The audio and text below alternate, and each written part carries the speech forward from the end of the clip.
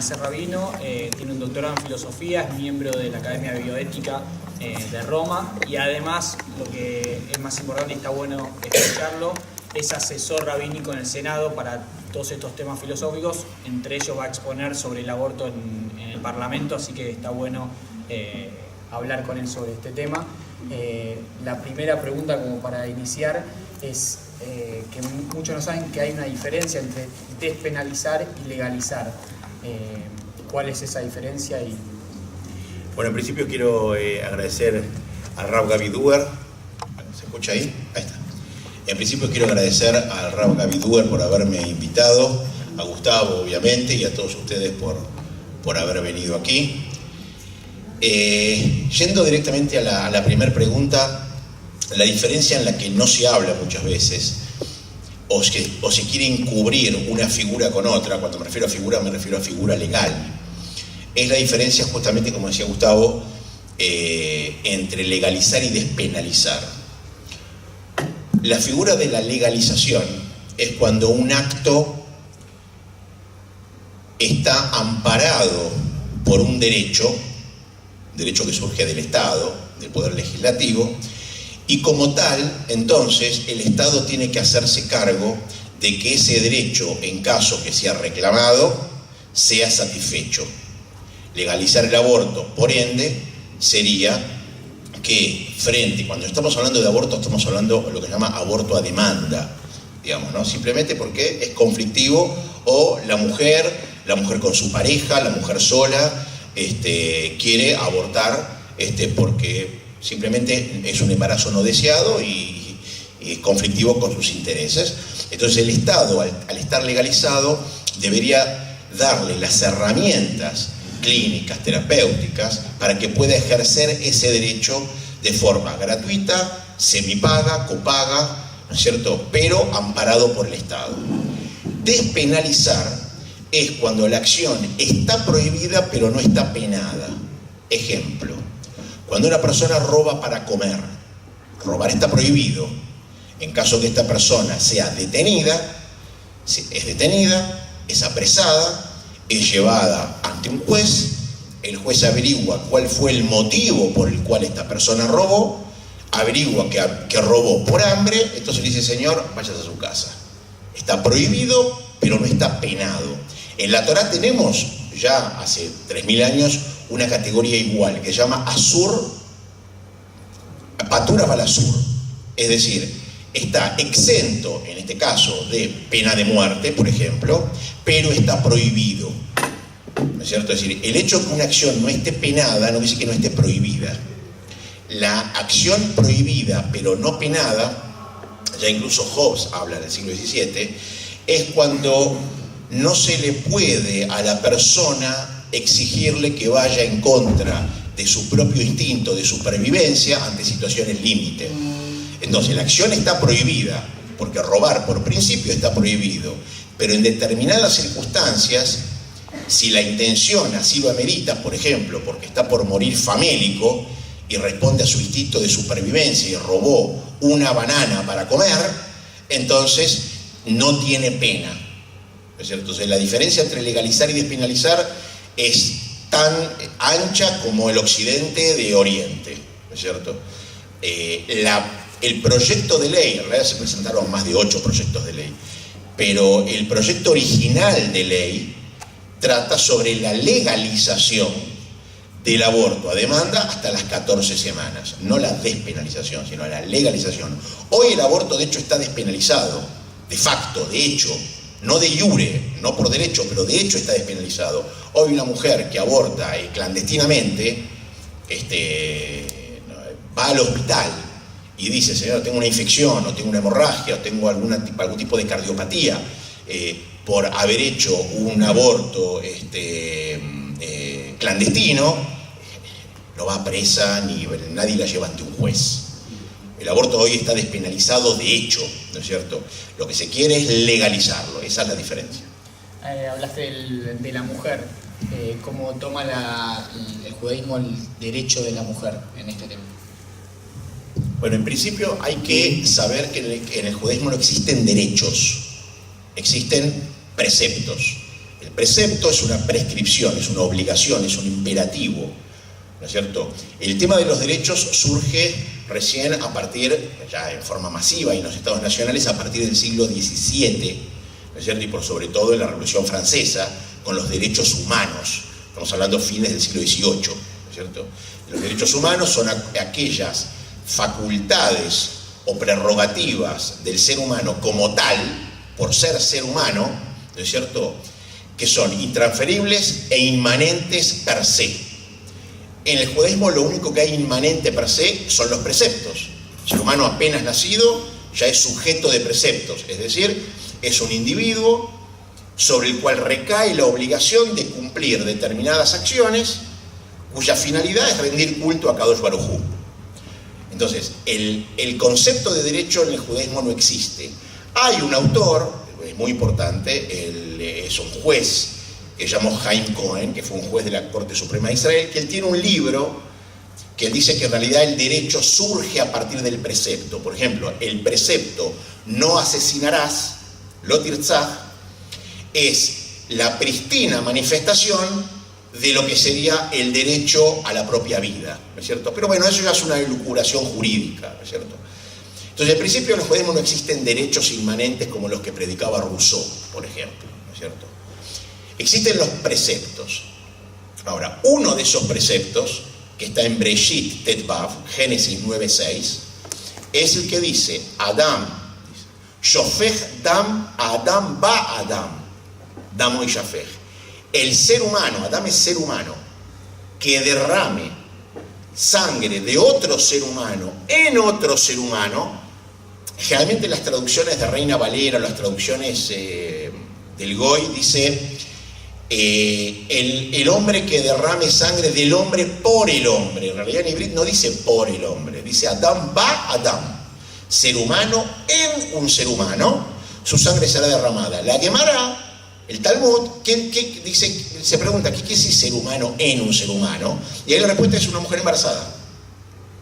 De ahí surge la prohibición de la Torá, propia de la Torá, de abortar arbitrariamente, a demanda, simplemente porque el embarazo es conflictivo con mis intereses. Estamos hablando de lo que se llama, entre comillas, aborto terapéutico. Simplemente porque es conflictivo con mis intereses. Ante una relación sexual consentida, no estamos hablando de violación, estamos hablando de una relación sexual consentida, la mujer quedó embarazada y ese embarazo es no deseado porque conflictúa con sus intereses sociales, profesionales, familiares, y quiere directamente abortar. Ese precepto indica la prohibición de tomar la vida de otro ser humano. Y acá lo importante es que este propio pasuk indica que el uvar sería el feto, embrión, ¿no es cierto?, ya es considerado un ser humano. La explicación que da la Gemara, de hecho está en Sanedrín Tzadik Aleph 91, en el folio 91, hay una discusión entre Rabbi Udonasi, uno de los más importantes Tareim, el que básicamente compila toda la Mishnah, y Antoninus, ¿no?, que era uno de los emperadores romanos de la dinastía de los Antoninos. Supuestamente era Marco Aurelio. Y hay una discusión que dice, ¿desde cuándo entra el alma al cuerpo? ¿Mishat Pekidá o Mishat Yetzirá? Es decir, ¿desde el momento de la concepción o del momento de la formación? Rashi dice que es el momento. El momento de la concepción se sabe, la fecundación, ¿no es cierto? Cuando se unen los gametos femeninos y masculinos, y el espermatozoide fecunda al ovocito, el ovocito se transforma en óvulo, mórula, blástula, que después se implanta en el endometrio del útero. O desde el momento de la formación. Y Rashi dice, ¿qué es el momento de la formación? Es el momento en el cual ya llamémosle conceptus, lo concebido, ¿no es cierto?, ya está formado con sus tejidos y sus ligamentos, sería. Por lo menos tiene una formación prístina, ¿no es cierto? Por lo general se entiende que eso sucede a los 40 días post-fecundación. La conclusión es que el alma entra en el momento de la concepción, por un pasuk de Yod. Yod, en el capítulo Yod, capítulo Yod de Pasuk Yod Bet, sería 10:12, que dice, mi pekudateja Shamra Ruji, es decir, desde tu orden, como desde la concepción, cuidaste mi alma. Es un pasuk en el libro de Job, ¿no es cierto? Entonces ahí Antonio le dice, ¿cómo puede ser que si no el alma no entra al conceptus, ¿no es cierto?, desde el momento de la fecundación, ¿cómo puede ser que eso se mantenga sin pudrirse más de 3 días, de la misma forma que un pedazo de carne sin sal a los 3 días está podrido? ¿No es cierto? Eso indica básicamente que el alma entra a partir de la concepción, y dado que tiene alma, entonces es un ser humano. ¿No es cierto? Es decir, en el judaísmo, el ser humano, la vida humana, comienza a partir de la fecundación. Es importante porque el Ramban Nachmanides, estamos hablando 1200 años después, hace un razonamiento que es impecable, que él dice, es verdad que nosotros no podemos, en un cigoto no podemos ni verlo, tenemos que mirarlo microscópicamente. El cigoto no se ve a simple vista, hay que mirarlo con un microscopio. Es verdad. Es verdad que el cigoto tampoco tiene forma, no es antropomórfico, no tiene forma humana. Es verdad. Pero dice, en esa época no existía el término genético. ¿Está bien?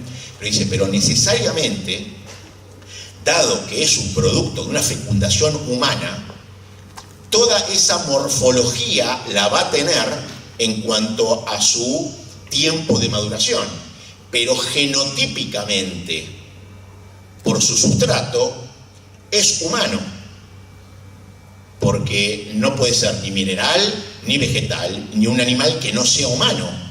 Simplemente es una cuestión de tiempo madurativo hasta que empiece a verse su fisiología. Es decir, lo que está diciendo el Ramban es, genotípicamente es un ser humano, más allá de su fenotipicidad, de cómo se muestra. De hecho, nosotros seguimos desarrollándonos, madurando, estoy refiriendo no solamente mentalmente, sino fisiológicamente, en la infancia, en la niñez, en la adolescencia, en la adultez y en la ancianidad, y no por eso a ningún anciano se le ocurre matar arbitrariamente a un adolescente porque está menos maduro que él, y porque representa un conflicto ante sus intereses. Es decir, desde este punto de vista, la vida es un proceso continuo que comienza la fecundación y termina en la muerte por vejez a los 120 años o un accidente o lo que fuera. Pero no hay ningún punto de inflexión objetivo desde lo científico, racional y mucho menos desde lo religioso para dictaminar que a partir de tal o cual semana a eso se le llama ser humano y antes no lo era. Aun cuando ustedes por ahí van a escuchar de alguno que otro que no leyó un libro, sino que leyó la solapa de un libro, dice, pero en el judaísmo el cigoto hasta los 40 días post-fecundación, estamos hablando del primer mes de embarazo, se considera, y en la Gemara dice Mayame Alma, que dice meramente agua. Entonces no es nada. O sea que hasta los 40 días post-fecundación se puede matar, o sea, se puede abortar porque no es nada. Bueno, al señor hay que decirle, señor, siga leyendo un poquito más de la Gemara y no se quede ahí. Porque esa categoría de Mayame Alma, que es verdad, lo dice en la Gemara, pero en relación a las leyes que la mujer tendría que cumplir, ¿no es cierto?, que son leyes de Tumá, ¿no es cierto?, leyes que recaen sobre la mujer en función de si tuvo un aborto, si no tuvo un aborto, si hacer tevilá, no tevilá, leyes de impureza. Entonces dice, se considera que eso es meramente agua y que no tuvo un parto, no tuvo un aborto, como si fuera un ciclo menstrual tardío. En ese sentido dice que es como si fuera meramente agua, porque si no, contradiría el hecho que antes dijo que el alma entra al cuerpo en el momento de la fecundación. La Gemara no se contradice, hay que saber adaptarle el contexto para saber de qué está hablando ahí. De la misma forma que en la Gemara existen las dos categorías que hoy están tan vigentes, que dice Ubar Yerejimo, Ubar Lab Yerejimo. que el feto es parte de las vísceras de la madre o es una entidad independiente. Y tiene las dos categorías, dependiendo el grado madurativo y dependiendo de qué se trate, de qué se está hablando. Por ejemplo, en un momento dice, no, el uvar es hiergimo. Una mujer, goyá, embarazada que quiere hacerse yudía, termina su proceso de giur, tiene que hacer tevilá. Está embarazada. La pregunta es, el hijo que nace después de que esa madre ya hizo la tevilá y es yudía, le kol davar, ¿es yudí o no es yudí? Entonces se dice, si la mujer estaba embarazada, ¿no es cierto? Y la tevilá tiene como, la tevilá es la sumersión ritual, el baño ritual, ¿no es cierto? En una mikve, ¿no es cierto? Una pileta con agua de lluvia, en fin, hay toda una sala hot para el tema de la mikve. Se considera que por cuanto el lugar natural del feto es el vientre de la madre, ¿no es cierto? No se considera que la madre o el vientre de la madre sea una mejitzá, sea una separación respecto del agua de tevilá, que estaría prohibido. Se considera entonces que es como si fuera el hígado, una parte de su madre, y la tevilá sirve también para el uvar. Punto, ya está. Pero por ejemplo, para otra ley que dice, ¿qué pasa si hay un padre agonizante? Está muriendo y va a morir el padre y deja a su esposa embarazada. Tiene miedo de que, bueno, lo que le pase al hijo, lo que fuera. La halajá dice que excepcionalmente puede adquirir, comprar bienes y ponerlo a nombre del hijo aún no nacido. Con lo cual ahí no solamente es una entidad independiente de la madre, sino que hasta incluso tiene la categoría de persona.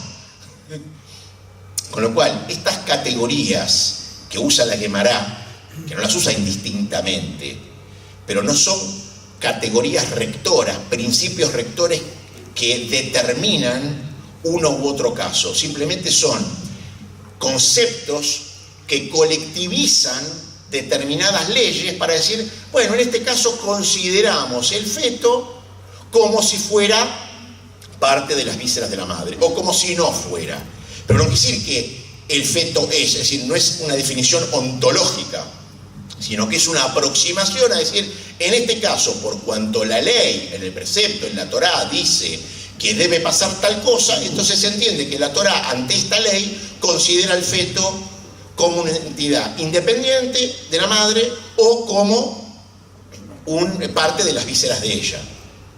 Esto para aclararlo, ¿no es cierto?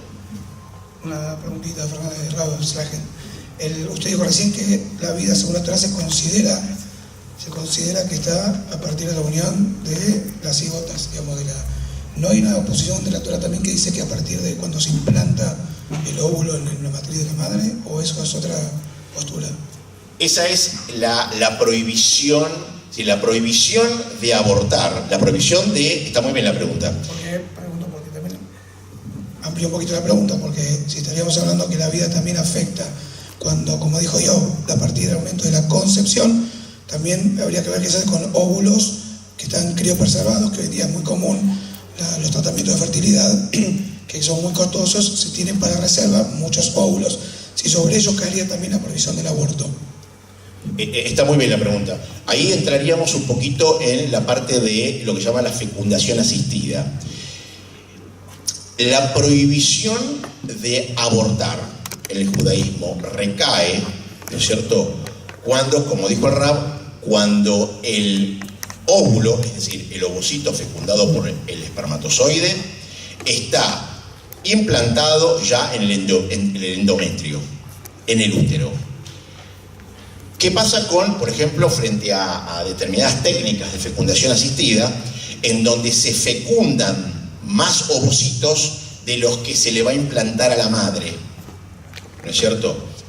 Obviamente, eso también es vida humana. Eso también es vida humana. Pero ahí entra otra ley.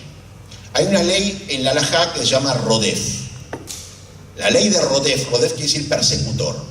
La ley de Rodef es aquella ley por la cual el judío está obligado a neutralizar y hasta matar a quien certera e inminentemente, muchas gracias, a quien certera e inminentemente atenta contra la vida de uno. Bien, razón por la cual en la Mishnah, en Olot 7.6, dice que cuando el feto pone en certero e inminente peligro la vida de la madre, es obligación abortar. En cualquier momento. En cualquier momento. Es obligación abortar. Y siempre y cuando hay que decidir entre uno de ellos. No hay posibilidad de salvar a los dos. No hay ninguna posibilidad. Es obligación abortar. Porque, dice, Hayea Kodmin, la vida de la madre está primero. ¿Qué quiere decir? Se considera al feto una vida nueva que viene a atentar contra la que ya está preexistente. Lo interesante es que en la ley de Rodef, el persecutor no tiene por qué ser consciente de ello. No importa. Está atentando contra una vida preexistente. Entonces la obligación es abortar. Es decir, la mujer no está autorizada para decir, no, doy mi vida por... No, no está autorizada. Esa es una de las diferencias con el cristianismo.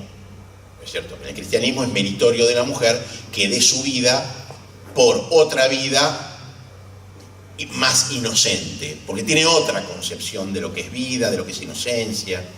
En el judaísmo no. Es precepto, hay que abortar, desgraciadamente, son situaciones desgraciadas, obviamente, ¿no es cierto?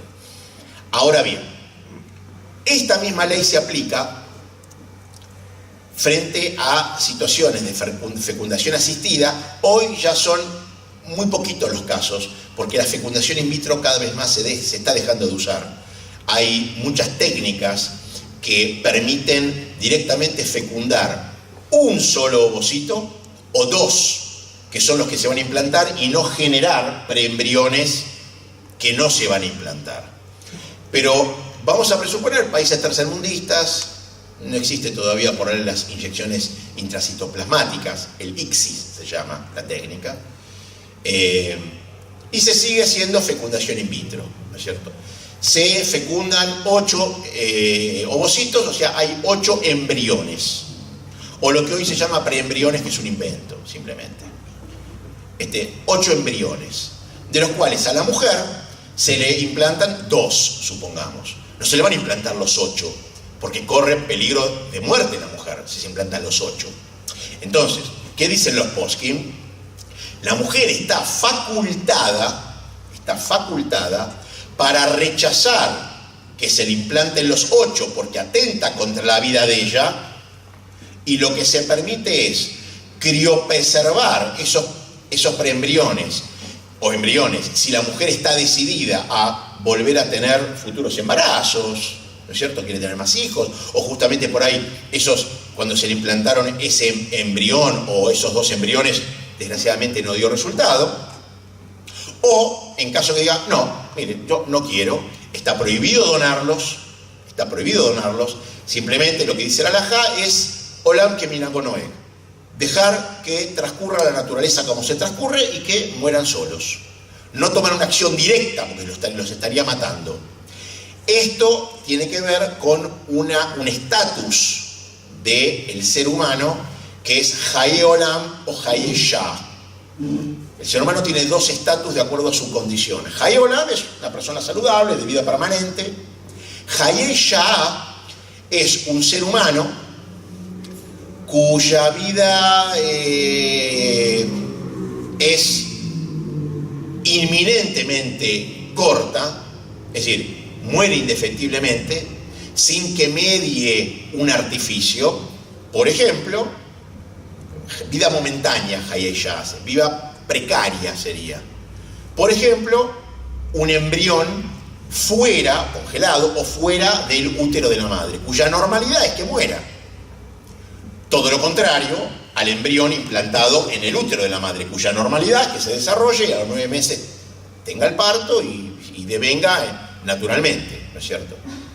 Esa es la diferencia entre un embrión concebido artificialmente fuera, o sea, extracorpóreo, o intracorpóreo. ¿Se entiende?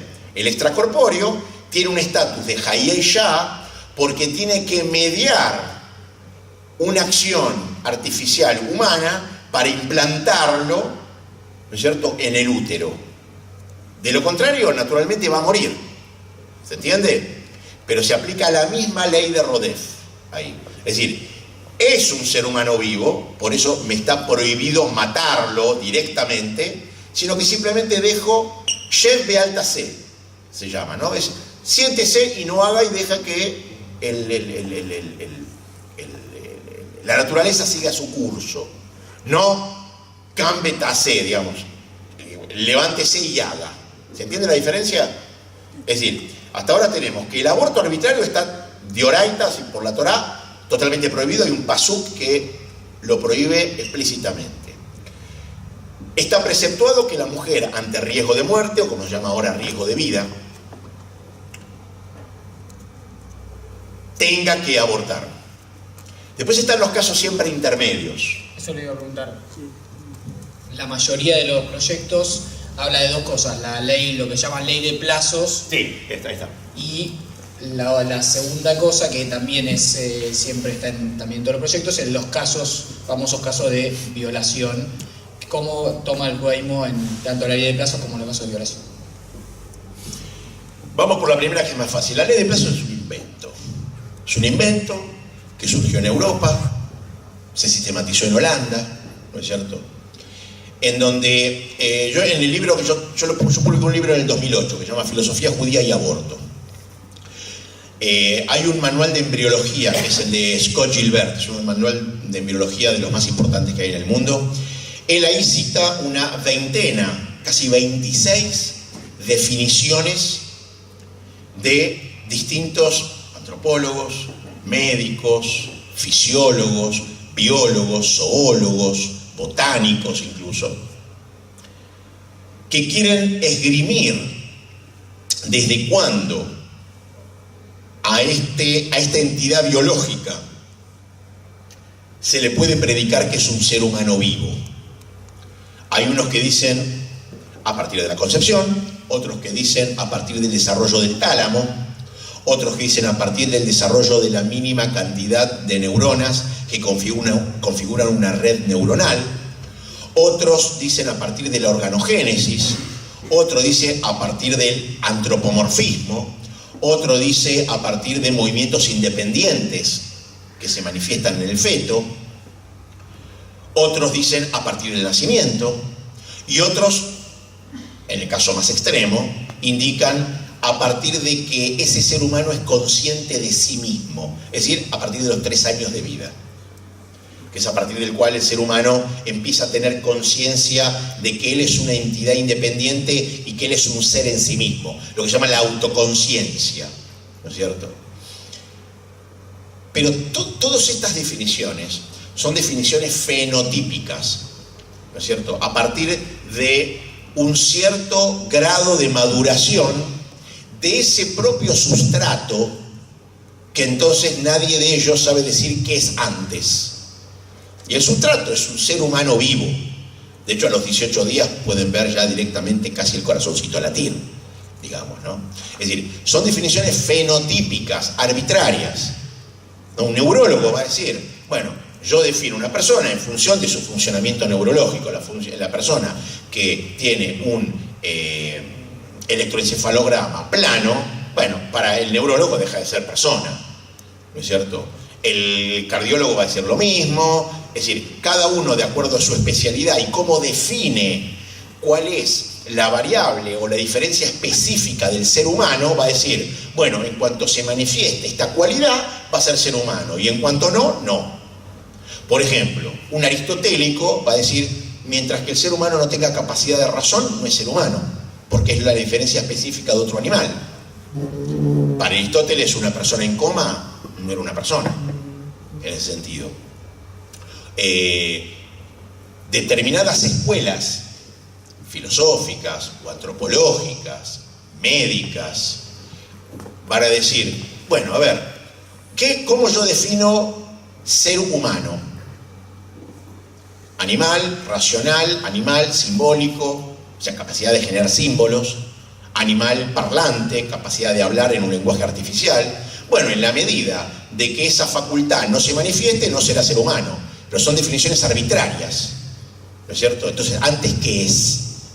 Digamos, es un ser humano por su propio genotipo. Es decir, hoy, en terminología moderna, el cigoto ya tiene un ADN propio, distinto del de su madre, y es una entidad biológica con un ADN distinto de su madre, propio, con fuerza inherente de crecimiento y de desarrollo propio, nutrido, obviamente, a partir del útero de su madre. Eso es lo que le da la categoría de ser humano, por su propio genotipo, más allá de su fenotipicidad, más allá de lo que se muestra. De hecho, las personas recién a los 8 años empiezan a terminar, ¿no es cierto?, de recubrir en sus nervios la capa de mielina. Entonces, ¿qué decir? Que a los 8 años, entonces, como no está totalmente formado, puedo cometer un infanticidio. Bueno, los romanos hacían eso. Los espartanos, en sus tendencias eugenésicas, exactamente lo mismo. ¿No es cierto? Son definiciones arbitrarias. Ahora, desde el punto de vista racional, no hay un punto de inflexión objetivo a partir del cual yo puedo decir que desde esta semana o desde este desarrollo madurativo de ese cigoto recae su categoría de ser humano y antes no. O sea que, perdón, entonces las famosas 12 o 14 semanas para el judaísmo es arbitrario, ¿no? Es absolutamente arbitrario. Hay países que legislaron 12 semanas, 14, 16, 20, 4, 5. Depende de la definición que ellos tomen. Depende de la definición que ellos tomen. Ahora, cuando yo en el Senado digo, bueno, muy bien, antes de esa semana 12, ¿qué es? Es decir, ¿cuál es la diferencia entre el feto 5 segundos antes de pasar por el canal de parto y 5 segundos después? ¿Cuál es la diferencia? Ninguna diferencia. Ontogénicamente no hay ninguna diferencia. Es decir, simplemente imponer un límite arbitrario que me permite a mí legalizar la matanza de un ser humano en otro porque conflictúa con sus intereses. Muchos periodistas, yo he escuchado muchos periodistas que establecen esta analogía. Dicen, por cuanto hoy se considera a la persona muerta por muerte cerebral, es decir, encefalograma plano, entonces podríamos establecer el criterio que mientras que no tenga actividad cerebral el feto, no se considera que eso es un ser humano vivo. Bueno, a ese periodista yo le contesté con ese mismo... A esa misma persona yo le contesté, bueno, con ese mismo criterio, que no solamente falta a la lógica, sino que también comete un error, que es el principio de no maleficencia, es un principio médico, de primum non nocere. Primero es no dañar. Con ese mismo criterio, entonces, dado que el feto hasta que no nazca no respira, la persona que tuvo un paro respiratorio y murió, entonces se puede considerar que el feto al no respirar también es alguien que no vive. Es absolutamente absurdo, porque comete 2 errores que son 2 falacias directamente casi de no haber cursado la primera materia en lógica, digamos, ¿no?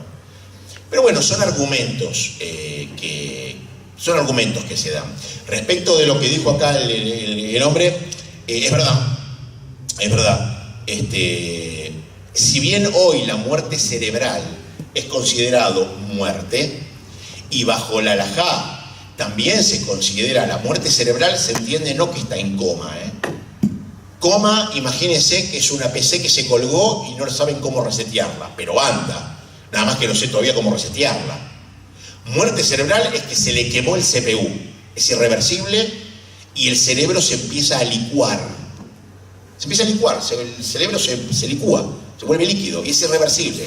No hay vuelta atrás de la muerte cerebral. Pero por cuanto en el judaísmo el concepto de muerte clínica es por paro cardiorrespiratorio, otro día cuando hablemos de suicidio de eutanasia lo podemos explicar mejor por qué es de la Torá, en el hálito vital, en el diluvio, ¿no es cierto?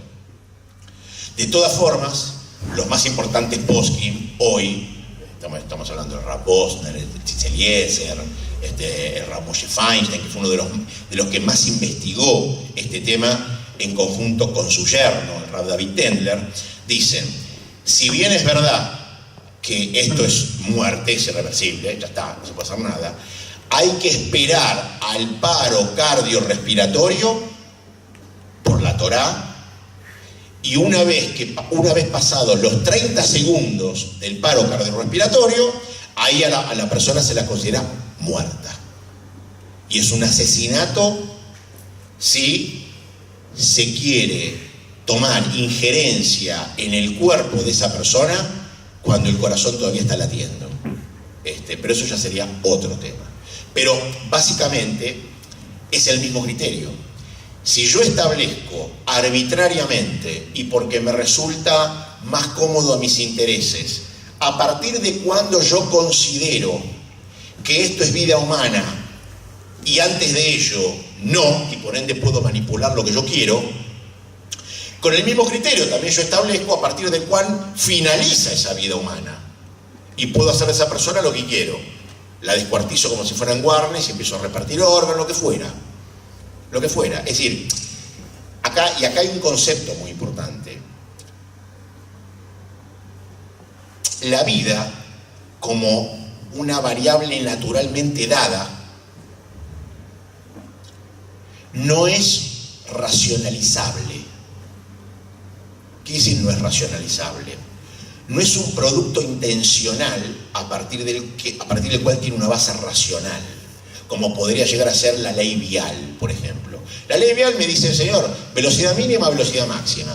Y en días de lluvia tiene esta velocidad mínima y esta velocidad máxima, que seguramente es menor. ¿Por qué? Bueno, porque se establecieron mediante estudios que en días de lluvia o de tráfico en determinados horarios hay más tráfico o hay determinadas variables que hacen que la persona tenga que bajar la velocidad porque el peligro de choque, de colisión, de accidente es mucho mayor. ¿No es cierto? En la vida no pasa eso. La vida no es una variable intencional. Yo no tuve intención de nacer o de que me den vida. De hecho, en la Mishnah dice, al corjeja, contra tu voluntad fuiste creado, contra tu voluntad naciste, contra tu voluntad vivís y contra tu voluntad morís. Y después vas a tener que rendir cuentas a Kadosh Baruj Hu. Es decir, no es un acto intencional. Al no ser un acto intencional, entonces no es racionalizable, no tiene una base racional. Tiene una justificación no intencional, sino tiene una justificación biológica no intencional. Entonces no es racionalizable. Es decir, no puedo yo, mediante la razón, dirimir e imponer un punto de inflexión objetivo a partir del cual digo que esto es vida humana y esto no. No.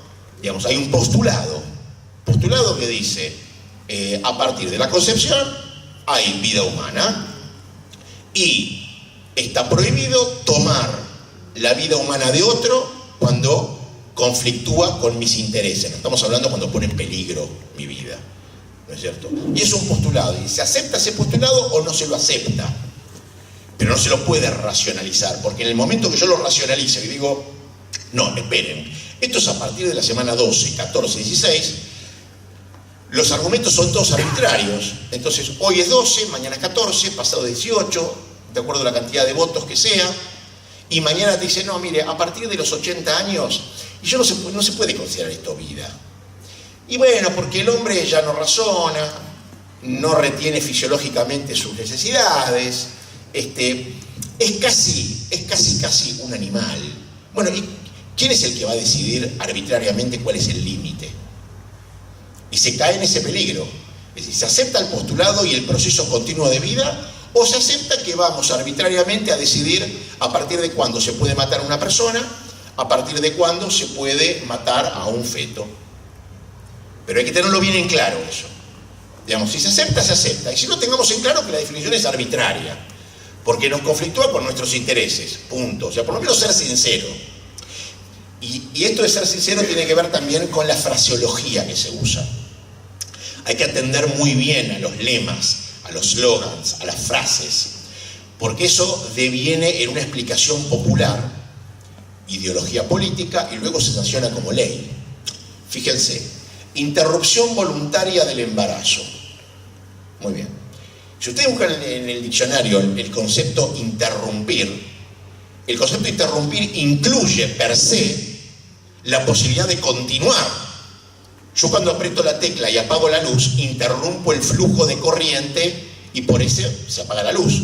Vuelvo a accionar la tecla en sentido contrario y permito una nueva continuidad del flujo de corriente. El embarazo no se interrumpe. El embarazo, al matar al ser humano vivo, no se puede volver a continuarlo después. Quedará embarazada otra vez, pero no se interrumpe, directamente se mata. Entonces, son fórmulas eufemísticas o sofisticaciones psicológicas para evitar decir que se mata. Hay un informe que Kissinger, Henry Kissinger, ustedes saben quién fue, secretario de Estado en la época de Nixon. Está en internet el informe, se lo puede bajar cualquiera, ya después de 20, 30 años ya lo publican, que era un informe que él le presentó a Estados Unidos, de hecho se lo presenta a Nixon, que habla sobre el cuidado de la economía de Estados Unidos en función de la economía de los países tercermundistas, para que no aumente la cantidad de pobres y que los países tercermundistas puedan seguir siendo cooptados por Estados Unidos sin que mengue sus recursos naturales para Estados Unidos. ¿Se entiende lo que digo?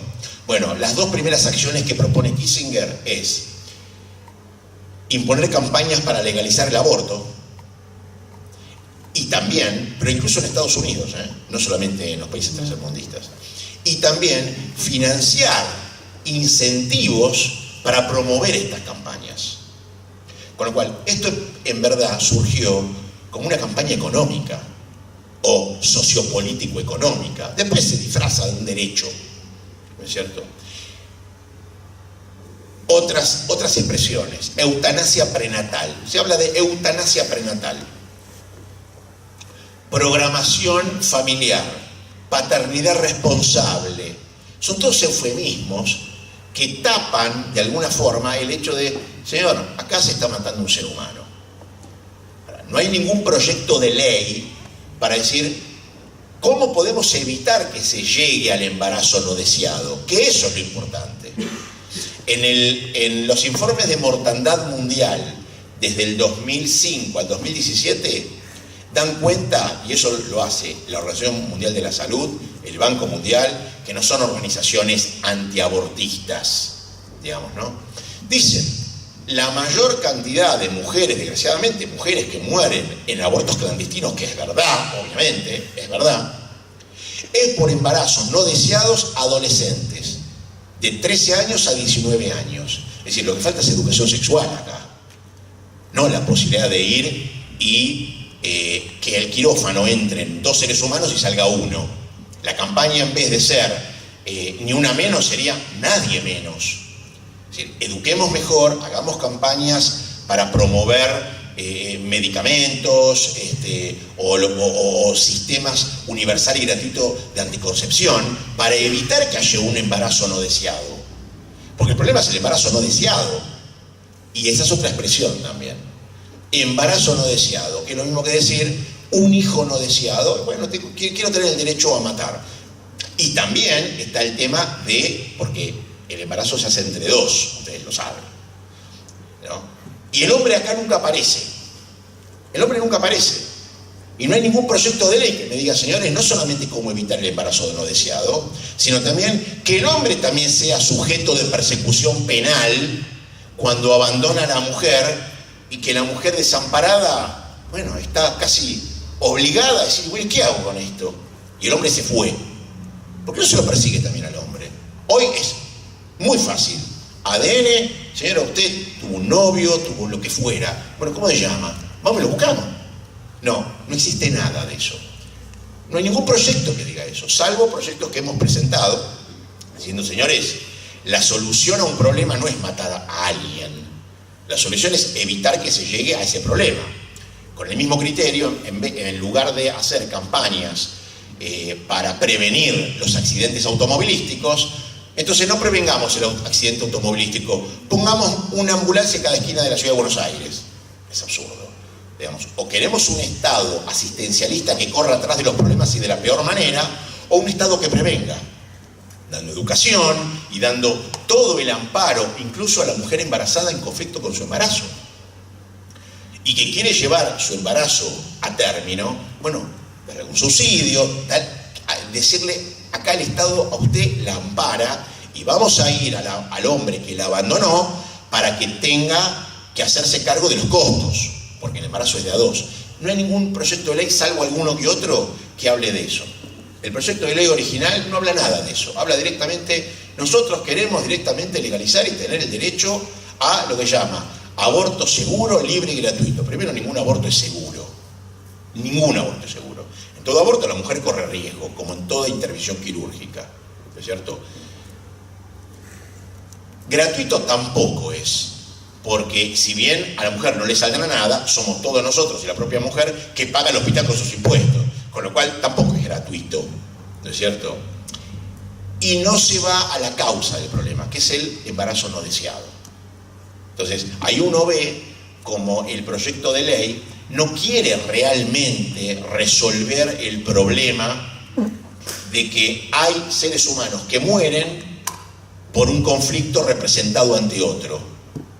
No, quiere directamente ir por la tangente, hacerlo lo más fácilmente posible, ¿no es cierto? Y en realidad ponerse al servicio de una tendencia económico-política que surge en los años 70, que hoy está disfrazada de derechos, porque acá la más perjudicada es la mujer. Con los traumas posaborto no es simplemente, bueno, abortar. Eso lo pueden ver incluso en propios testimonios de una de las clínicas más importantes del mundo, una clínica que se dedica y negocia con los abortos para después vender los restos de los fetos, de los cuales de sus tejidos se sacan muchos elementos proteicos y colágenos, muy utilizado y muy valorado en la industria cosmetológica. Esto hay que decirlo. Y hay lobbies muy importantes de los laboratorios, ¿no es cierto?, que se nutren de eso. Y esto no se dice. O células vivas. Por supuesto, claro. Claro. Y quedó pendiente lo del tema de los casos de violación. Ah, sí, sí. Bueno, en los casos de violación, primero hay que establecer una estadística verdadera. Los casos de violación en donde la mujer queda embarazada, hoy la Organización Mundial de la Salud reporta que es el 0,08% de mujeres que desgraciadamente al haber sido violadas queden embarazadas. Aunque sea el 1 por 1000, también es un problema, obviamente es un problema. En caso de violación, la halajá permite en tiempo y en forma abortar, por la misma ley de Rodef. No es obligatorio, pero si la mujer, hay que analizar cada caso, ¿no es cierto? Pero si la mujer entiende que esto representa una amenaza contra su vida, ya no solo física, sino también psicológica, entonces puede abortar en tiempo y en forma. Hoy, con la medicina tan avanzada y con técnicas tan avanzadas para saber si la mujer está embarazada o no, al mes ya sabe, o menos todavía, sabe si está embarazada o no, se va a esperar a los 6 o 7 meses. Insisto, no es obligatorio, está permitido. Está permitido. El Tzitz Eliezer dice muchas digo el Tzitz Eliezer porque es el Shut, la responsa, le llamaba el Rab Eliezer Waldenberg. Establece tiempos, pero que está permitido ante casos de violación abortar. ¿Sí? Perdón, aparte creo que la Constitución también lo dice eso. No es la Constitución, es el Código Penal reformado que dice ante casos de violación o cuando la vida de la madre está en peligro, no es judicializable y la mujer puede ir y abortar, con lo cual, por eso digo, hoy el aborto en ese sentido está despenalizado, en más, en casos de violación y en peligro de muerte de la madre está legalizado, Lo que se quiere es lo que llama el abortion on demand, ¿no es cierto? El aborto a demanda simplemente porque conflictúa con mis intereses. Hitler, en la Shoah, él creó una organización que llamó Action T4, en donde mató a más de 200.000 niños no judíos, no gitanos, no negros, nadie de la parte inferior de su tabla racial, sino arios puros con severas disfunciones físicas, síndrome de Down, porque él los considera vidas sin cuantía, vidas que no valían la pena ser mantenidas ni por el Estado ni por sus familiares. Ahora, uno dice, pero Hitler, pero el criterio era el mismo. Cuando yo establezco que esta vida tiene cuantía, ¿vale la pena o no vale la pena? ¿Cuándo? ¿A partir de la semana 12, de la semana 14? ¿Del 9º mes? ¿Del 8º mes? ¿A partir de los 80 años? ¿Cuando no retiene esfínteres? No sé, ¿a partir de cuándo? ¿Quién va a ser el que diga, no, yo arbitrariamente digo que es por este criterio? Es arbitrario. Es decir, o se acepta el postulado de que está prohibido tomar la vida ajena cuando no amenaza contra la propia, desde el cigoto hasta la muerte por vejez o desgraciadamente por un accidente, o directamente sabemos que arbitrariamente se elige por un criterio, pero que ese criterio no tiene más validez que otro.